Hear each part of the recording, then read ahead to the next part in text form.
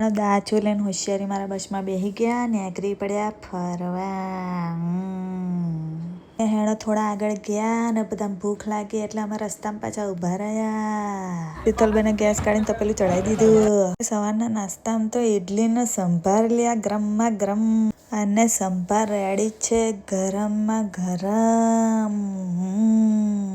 હેણો આપણે તો ડીશ લઈ લીધી ઇડલી સંભારની, હવે ખાઈએ લ્યા. હેણો લ્યા બધાને ભૂખ લાગી તો બરાબરના મંડી જ પડ્યા છે ગપાપ ગપ ખાવા.